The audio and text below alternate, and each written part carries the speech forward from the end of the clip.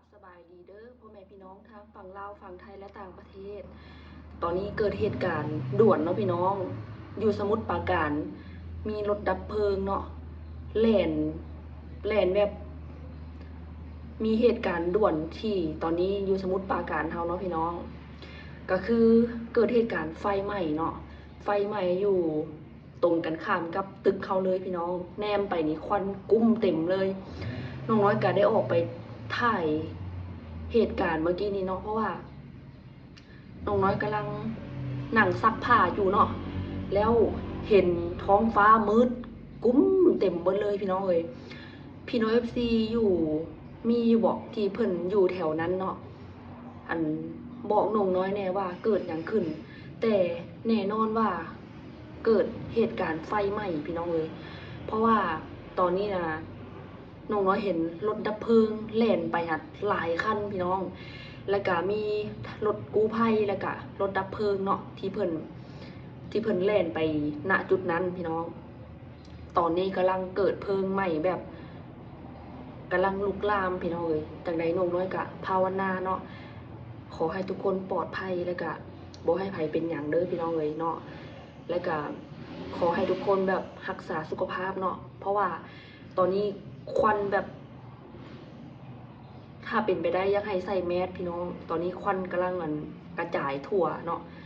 น้องน้อยก็สิออกไปถ่ายให้พี่น้อง FC เบิ่งว่าตอนนี้สถานการณ์เป็นยังไงพี่น้องเลยขอให้พี่น้อง FC ฝั่งไทยเนาะอยู่แถวสมุทรปราการเนาะขอให้ปลอดภัยเบิดสุขุทุกคนพี่น้องเลยบ่ให้เป็นหยังเนาะขอให้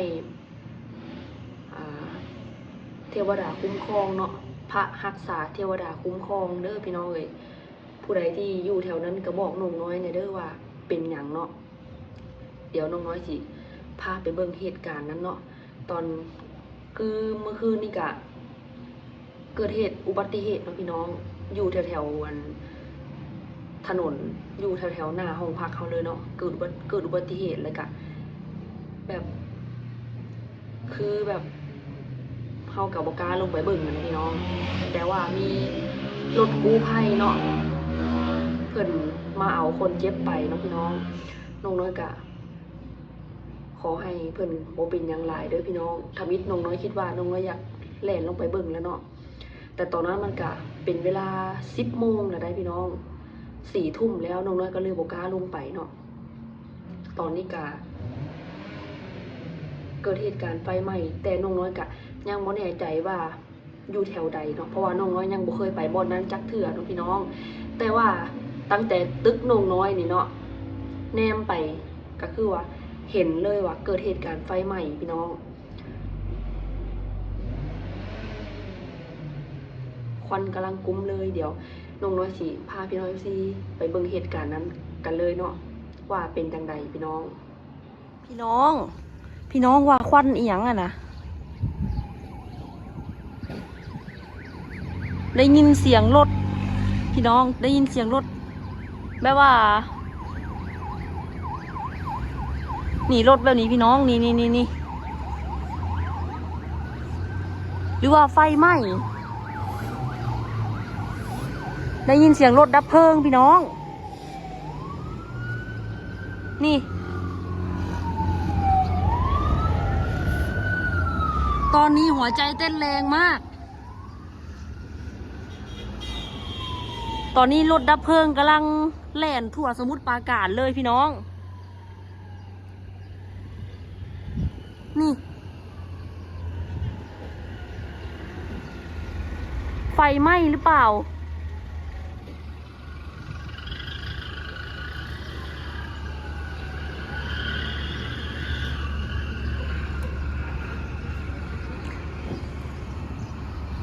ควันกุ้มเลย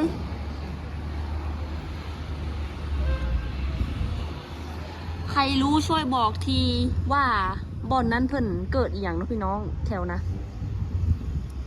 ไฟไหม้อะไรหรือว่าน้องน้อยคิดว่าไฟไหม้แน่นอนเบิ่งน้ำกันพี่น้องเบิ่งนี่ขอให้ทุกคนปลอดภัยเด้อพี่น้องเอ้ย น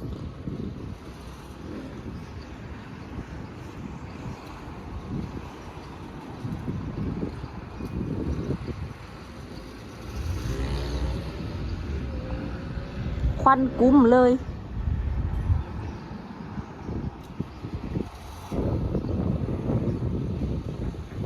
ต้นเหตุก็คืออยู่บ่อนนั้นเลยพี่น้องนะ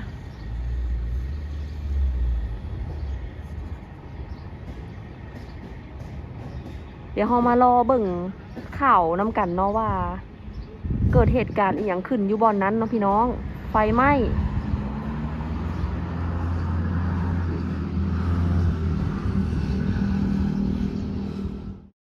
เป็นอันใดพี่น้องตอนนี้ก็สถานการณ์ก็แบบไฟกำลังลุกลามเนาะน้องน้อยเห็นตอนนี้ก็น้องน้อยกำลังซักผ้าอยู่พี่น้องแล้วก็เห็นควันเพิ่นกุ้มขึ้นมาเนาะก็เลยว่าตกใจแล้วก็จับโทรศัพท์ขึ้นมาถ่ายพี่น้องบ่ว่าจะเป็นรถกู้ภัยหรือว่ารถดับเพลิงเนาะเพิ่นก็กำลังไปยันที่เกิดเหตุเนาะน้องน้อยก็ภาวนาบ่ให้ไผเป็นหยังเนาะพี่น้องขอให้ทุกคนปลอดภัยเนาะขอให้บุญรักษาเทวดาคุ้มครองเด้อพี่น้องเอ้ยน้องน้อยก็รู้สึกว่าวิตกกังวลหลายตอนนี้เนาะว่าไฟไหม้อีหยังกันแท้หรือว่าเกิดอีหยังหั้นนะพี่น้องน้องน้อยก็สิเข้าไปติดตามข่าวเนาะพี่น้องซึ่งว่าพี่น้อง FC ท่านใดรู้ก็คอมเมนต์บอกน้องน้อยหน่อยเด้อเนาะคือน้องน้อยก็กำลังซักผ้าอยู่แล้วบัดแนมไปบัดเห็นควันกุ้มขึ้นก็เลยจับโทรศัพท์ขึ้นมาถ่ายเนาะยังดีที่ประเทศไทยเราเนาะพี่น้องเพิ่นเป็นประเทศที่เจริญเนาะแล้วก็มีรถกู้ภัยแล้วก็มีรถดับเพลิงที่พร้อมปฏิบัติการตลอดเวลาเนาะตอนนี้รถกู้ภัยก็น่าจะไปฮอดบ่อนเกิดเหตุแล้วพี่น้องเอ้ยเดี๋ยวน้องน้อยสิเข้าไปติดตามข่าวว่าเป็นจั่งใดเนาะคือน้องน้อยก็อยู่บ่ไกลเนาะน้องน้อยก็อยู่เคหะบางพลีเนาะก็คืออยู่แถวๆนี้ก็มีพี่น้อง FC แล้วก็พี่น้อง FC อยู่แถวๆนั้นก็มีคือกันพี่น้องน้องน้อยก็ส่งความห่วงใยไปถึงพี่น้อง FC เบิดทุกท่านเลยก็พี่น้องชาวไทยเนาะแบบก็รู้สึกว่าเป็นห่วงพี่น้องเป็นห่วงเป็นใยบ่ให้ทุกคนเป็นหยังเด้อพี่น้องเอ้ยจั่งใดก็บ่อยากเรื่องนี้บ่มีไผอยากให้มันเกิดขึ้นเนาะพี่น้องแบบมันเกิดขึ้นแล้วก็ให้กำลังใจกันแล้วก็สู้ต่อไปพี่น้องตอนนี้รถกู้ภัยก็ไปฮอดที่เกิดเหตุแล้วเนาะซึ่งว่าตอนนี้ก็ควันก็เริ่มบรรเทาลงแล้วนะพี่น้องเริ่มบรรเทาลงแล้วเนาะ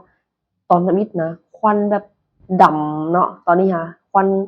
เริ่มที่จะบรรเทาลงแล้วเดี๋ยวน้องน้อยสิไปถ่ายให้เบิ่งอีกเทื่อหนึ่งพี่น้องไปกันเลยตอนนี้ควันก็เริ่มที่จะหายไปแล้วเด้อพี่น้องเอ้ยนี่เนาะจุดเกิดเหตุแม่นอยู่บ่อนนั้นเลยอยู่บ่อนนั้นรถกู้ภัยเพิ่นไปหลายคันเนาะเพิ่นน่าจะควบคุมเพลิงได้แล้วตอนนี้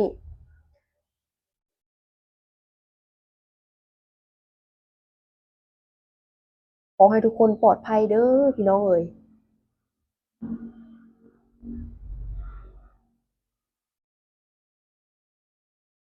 ควันเริ่มจางหายไปเบิดแล้ว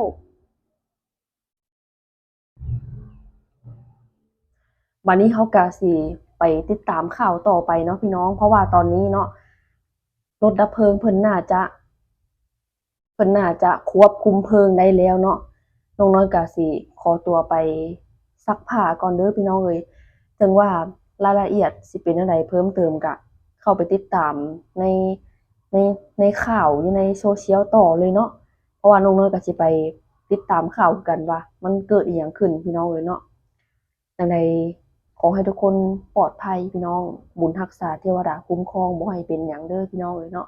เพราะว่าชีวิตคนเฮาทุกคนบ่ว่าสิเป็นไผเนาะก็มีค่าทั้งเบิดเลยพี่น้องเอ้ย